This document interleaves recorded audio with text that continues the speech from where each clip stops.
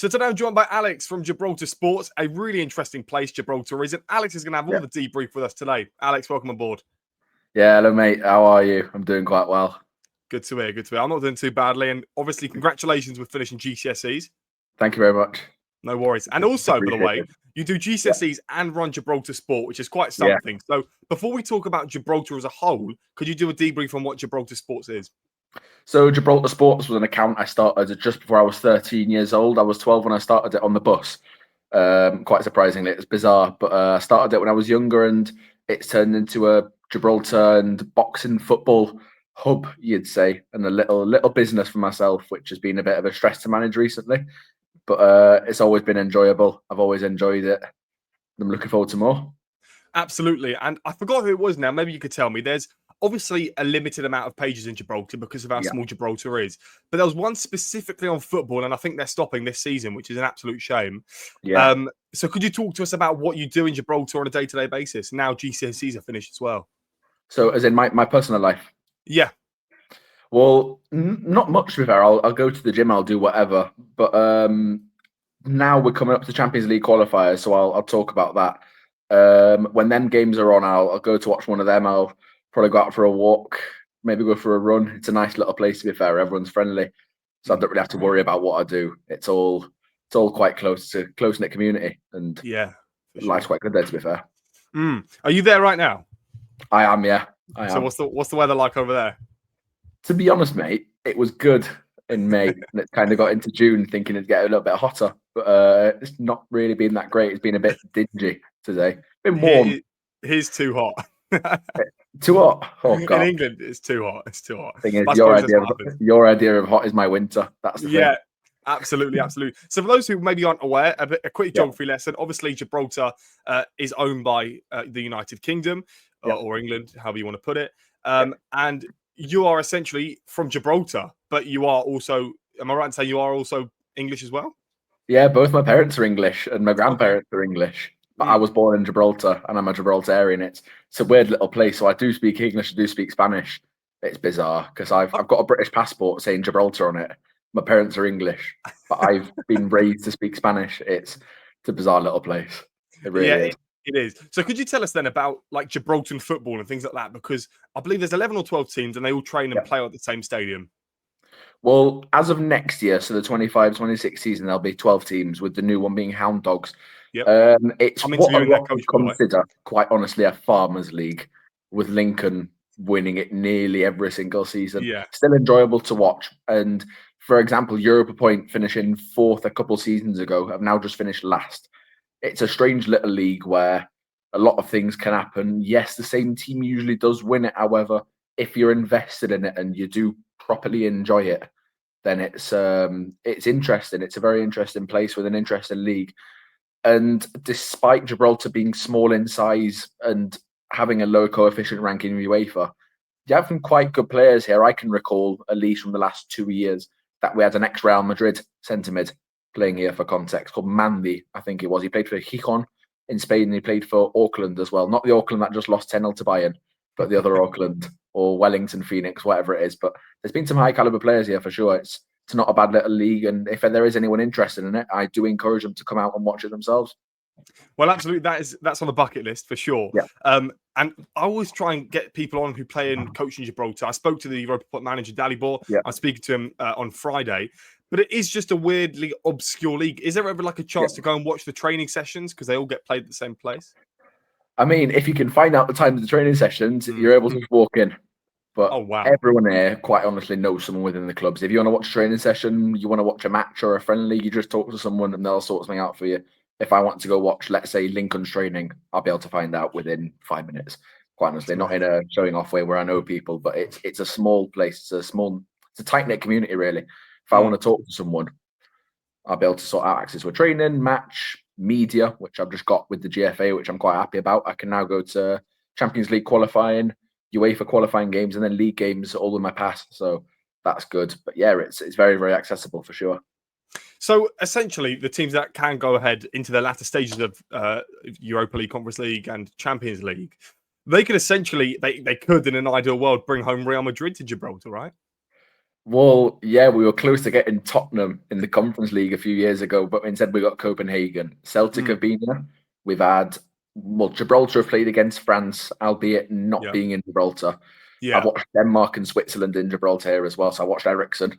It's going to sound completely stupid, but a few years ago I was given a gift by someone that I know, and it was a ball that Ericsson scored a goal with. It's in my old house somewhere. So that's a bizarre one. But there's been some good quality players here, and yeah, someone like Real Madrid could definitely come here if Lincoln or St. Joseph's or Europa or Magpies pulled off the unthinkable. It's most likely not going to happen. However, Lincoln last year were in the final qualifying round for the Conference League, and they have qualified for it before. So it's not exactly impossible when you think about it. Would they play those games at the? What's the stadium? I forgot what the stadium is called now. Right now, the Europa Point Stadium. It was the Victoria Stadium.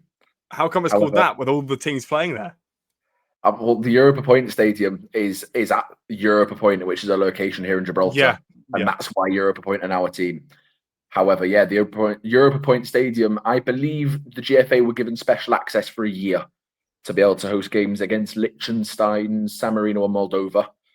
The league is allowed to be held there. However, big games such as, the bigger games such as Lincoln playing against Larne, where I believe they won 1-0 or 2-1, that one was not allowed to be held here because it was technically a European competition. That was held in Faro in Portugal, and that was where I've been to watch France versus Gibraltar before. 3-0, not 14. I've been to watch that one there. It's weird. It's a complete mess when you think about the system of stadiums here in Gibraltar. So with your page, then, I'm quite curious to know about. Is it over 2,000 followers? I'm right in saying, yeah. We're around 3,000 now. To be fair. There we go. You boosted yourself up 3,000. So that's brilliant. That's really, really good. So what's the next steps, and how did you get there? So, how did I get here? It was simply just posting out loads of content. I was doing stuff nearly every single day. A lot of my posts, quite honestly, now were archived because they weren't the best. As I said to someone before, it was one of my first posts was something about FIFA cards that were Gibraltarians or something totally bizarre. That's not up anymore. I don't think I can put it up, which I think I might after this video. However, it was some random content. I was going to some games with my friends when I was 12, 13. It was fun for me. Now I've got towards my GCSEs. I couldn't really do it as much throughout year 10, where I was 14, 15, about to turn 16. I didn't really do anything, to be honest with you. It was only last December where I've started posting content again. That's where I started getting into boxing. So I'm both football and boxing. I believe boxing quite a bit. However, football as well, where I've got a good knowledge of local sports here. And then from here, I want to get to the Champions League and Conference League qualifying games this summer. Hopefully I can apply to the FIFA World Cup qualifying games later this year against Montenegro and the Faroe Islands, I believe. One of them is on the national holiday of Gibraltar, which I'd rather go with my girlfriend and her family and have a barbecue. However, I tried to get with that game as well. I tried to get to that game. Maybe not, maybe yeah. I'd like to get to some more international games. I'd like to get some more boxing events here in Gibraltar and maybe go international. As I said to someone else the other day as well, I'd like to start doing potentially Spanish content as well. And then Portuguese and British. So as in not just Gibraltar anymore, but go international, almost not totally, and still stay close to home. However, expand a little bit. So with all the players that play in Gibraltar, I mean, do the math. There's so many players and managers. Yep. I know a lot of them live in Spain, but some of them do live in Gibraltar. Yep. How are they professional, by the way? I mean, I know, is it everyone but Hound Dogs are professional this year? Hound Dogs have always been an under-23s team. Mm-hmm. They've just turned professional with my mum's colleague as a manager. So again, it's a small place, and nearly, even though people say that it's a professional league, not a lot of the players are professional, to be honest with you. You might have a left back that's a barber, random, or you might have a right winger that works in gambling. I don't know. It's totally random. Because realistically, if you're these clubs, there's not too much money in Gibraltarian sports, as much as it might be good and as much as it may be technically professional under the eyes of UEFA and FIFA.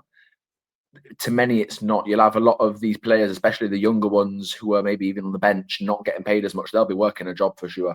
You might be only earning £1,000 a month from one of these clubs. It's not enough to supply yourself. So you do definitely need to work a second job, yeah. So in terms of like living in Gibraltar and doing your content, is it feasible? Like, would you have thought, and this is obviously in a whole different world, if you were in London or if you were in Manchester or if you were in Middlesbrough, do you think you could have done the same sort of content with the same amount of following as now? No, absolutely not. No, I think because Gibraltar's such a small community, and I've got my friends who have really supported me from the start. When I was only at 10 followers, they were reposting my content. It's as I said before, it's a tight knit circle where, quite honestly, a lot of people are friends with each other. People are happy to support each other, and a lot of people look upon my account as, oh, he's from Gibraltar. It's a nice thing. Or as in, I might look at someone else's account and be like, oh, he's from Gibraltar as well. And you support each other. It's just how it is. Gibraltar is essentially one big family. Everyone's related to each other one way or another. I can be talking to my friend and he's talking to his cousins, sisters, uncles, nephew's cousin. Completely random. But everyone knows each other some way or another. And from that, it's almost a big community of support around me. And it's a bit different in the UK. I've got family in the UK, and my impressions of the UK is that it's not as tight. There's maybe you might know people, but you don't know everyone. I might walk down the street and look to my left and I see someone I know. Look to the right, someone that I know. It's not really like that in the UK. I don't believe it's because it's such a small community. There's always support, and that's helped me grow to where I am now. I'm not a massive account, but I'm not a small account by any means, I don't think. So I think all that community support behind me has really, really played a great factor in it. It's helped me massively. Well, absolutely. I think absolutely the following that you have is one thing, and to do the content that you do consistently is another thing. Yeah. In terms of football, obviously, you mentioned your boxing things. I'm not the biggest boxing fan, but in terms of the football there and things like that, I hear they're building a new stadium. Is that right? Supposedly, yeah. They're playing their final veterans match this weekend, I believe, on the 21st of June, to which I can say I'll be there. I'll be doing some content, which that's a little bit of a plug to follow my account at GibraltarSport on Instagram and Love Gib Sports on YouTube. I'll be posting content and hopefully doing some stuff there. After that, supposedly it'll be knocked down. I'm not sure where the GFA are getting the funds from, to be honest. People can clip this and say, oh, he doesn't know what he's talking about, but I don't know where the GFA are getting the funds from. It's a very, very expensive project by the sound of things. About £100 million, £80 million, around there. What? Around there, yeah, for a 10,000 seat stadium. But is 10,000 seats even realistic in Gibraltar? Right now, it's about 4,000. What? The actual capacity of the stadium. Yeah. The national team stadium, which was Victoria Stadium, was only 4,000 seats, but technically it doesn't even meet UEFA requirements.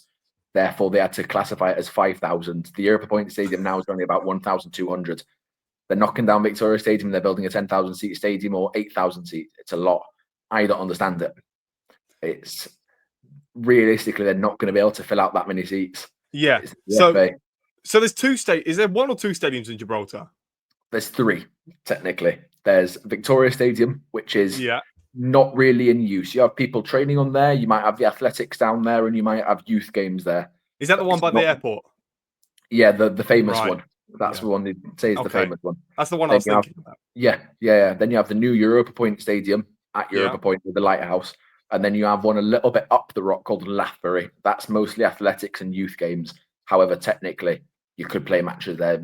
I've heard of senior teams playing friendlies and stuff. It was considered apparently to be the home for the league. However, didn't ever happen, which is why they're at Europa Point, which isn't the greatest stadium, to be honest with you. There's a lot of wind. It's a nice stadium. It's a good functional stadium, but the wind, it's unbearable to play in. I'm looking at it now. It's like, it's not, it's got like one or two stands together, right? It's got a stand, then it's got a stand with no seats on it attached to it. Okay, well, I'm seeing the right one then, because I've never, I only thought there was one in Gibraltar. So they're knocking down the famous one, is that right? Yes, they're knocking down that one to rebuild it. They've already started knocking it down, to be fair. They've knocked down the small stands, if you know what I'm on about. Yeah, I know. The smaller stands have been knocked down already. They've knocked down the petrol station next to it as well. So the project is going, the good petrol station where I could get my cheap grub, that one. Guys, it's got knocked down already. So sad. When will that be ready for? Do you know? I'm honestly not sure. I'll have to look in that in my own time. However, I would not have a clue as to when that's ready. It's beyond me. I wish I knew, mate. Okay. And also, the last thing that I'd want to ask you is about the boxing, about what is going on in Gibraltar boxing. So Gibraltar, it's It's a small place. There's not loads and loads of sports here. For the size of it, there's a reasonable amount. However, recently, compared to the football and all the other sports I played, like basketball, boxing has grown rapidly. We've had a few major events over the last few years. We had the WBC, which is the biggest governing body of boxing, their interim heavyweight title being held here between two fighters, Dillian White and Povetkin. I've interviewed Dillian White. He came back to Gibraltar last December, which is where I started doing content again. Boxing, well, we've had another event after that where Dillian White fought again in December with Frank Warren's company coming here with I think 12, 13, 14 fights, so a big event. It's grown since then. People have started being interested in it. It's a thing. Oh, boxing, we're gonna have another boxing event here. Do you wanna go watch it? Who are the people that are fighting? You look into it and you see locals that are fighting. The event, to my knowledge, was pretty quiet until the local fighters came. The first local fighter, called Evan Montegrifo, it was his professional debut. He comes in, everyone packs in, thousands of people screaming his name. It's bizarre, and things like that has really, really influenced the younger generation to boxing. And as someone who is around the local boxing scene, if I go to a boxing club, I will see a lot more people starting to box than before. You'll see a lot more kids. You'll see a lot more even adults that are starting to box. My follower count, has grown massively after I've started doing this boxing things. My views have gone up massively. I've been getting nice comments. I've been receiving messages saying, "Oh, I like what you're doing with the boxing. It's a good thing," and people appreciate it. You can definitely see that local boxing is growing here, and it's great to see. Same with football.